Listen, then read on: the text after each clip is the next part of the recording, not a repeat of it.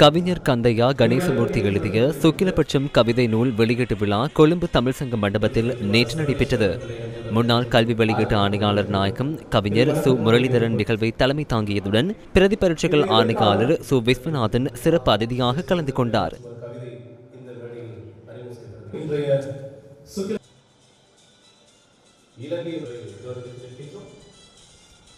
கல்விமான்கள், இலக்கியவாதிகள், எழுத்தாளர்கள், கவிஞர்கள், கலைஞர்கள், ஊடகவியலாளர்கள் உள்ளிட்ட பலரும் நூல் வெளியீட்டு விழாவில் கலந்து கொண்டனர்.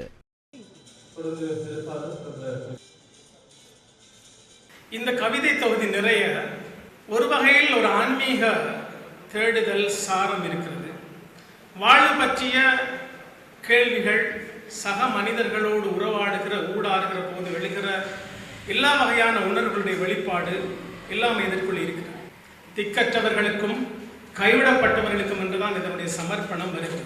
அந்த கைவிடப்பட்ட அல்லது எப்போதுமே கவனிக்கப்படாத மனிதர்கள் தொடர்பான ஒரு அக்கறையை ஒவ்வொரு கவிதையிலும் அவர் வெளிப்படுத்தி கொண்டே இருக்கிறார் என்பது மிகவும் முக்கியமான ஒரு விஷயம். சுக்கிலபட்சம் என்பது மனிதர்கள் இயல்பாக பிறக்கிறார்கள். உலகம் இயல்பாக இயங்குகிறது. அவர்களுக்கான நோய், அவர்களுக்கான துயரம், துன்பம் தன் பாட்டில் நிகழ்கிறது. மனிதர்கள் சில சூழ்நிலைகளை மாற்றி போடுகிறார்கள். இயல்பை மாற்றி போடுகிறார்கள். என்னுடைய லட்சியம், என்னுடைய வாழ்க்கை முறை, என்னுடைய தொழில், இதற்கேற்றவாறு நான் என்னுடைய நோக்கங்களையும் என்னுடைய செயற்பாடுகளையும் மாற்றி அமைத்துக் கொள்வேன். அப்போ சுக்கிலபட்சம் என்பது இயல்பாக நடக்கக்கூடிய ஒன்றை குறிக்கிறது.